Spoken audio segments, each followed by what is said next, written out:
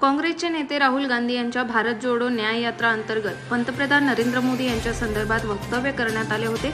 यात राहुल गांधी यांनी मोदी ओबीसी समाजात जन्माला आले असले तरी ते बोगस ओबीसी असल्याचं वक्तव्य केल्याचा दावा भाजपाच्या वतीने करण्यात आला असून मोदींच्या संदर्भात केलेल्या वक्तव्यामुळे देशातील संपूर्ण ओबीसी समाजाचा अपमान झाल्याचा दावाही भाजपाने केला आहे।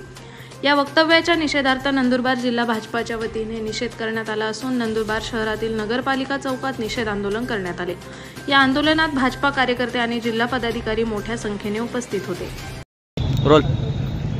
काँग्रेस पक्षाचे युवराज खासदार राहुल गांधी यांनी देशाचे पंतप्रधान नरेंद्र मोदीजी यांच्याबद्दल एक बेताल वक्तव्य, समस्त ओबीसी समाजाचा अपमान होईल असं वक्तव्य त्यांनी काल केलं।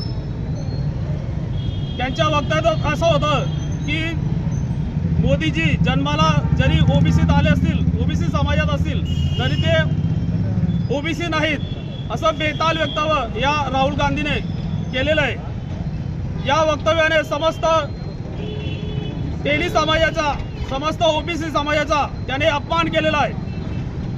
ओबीसी समाजाला काही घटकांना, प्रमुख घटकांना ओबीसी समाजातून वगळण्याचा एक षडयंत्र राहुल गांधी आणि त्यांचा काँग्रेस पक्ष वारंवार करत असतो।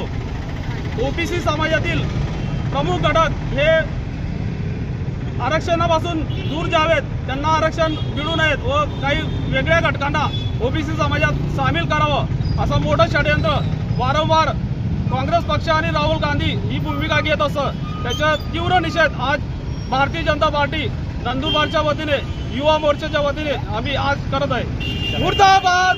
सलाउद्दीन लोहार, फास्ट 24 न्यूज, शहादा, नंदुरबार।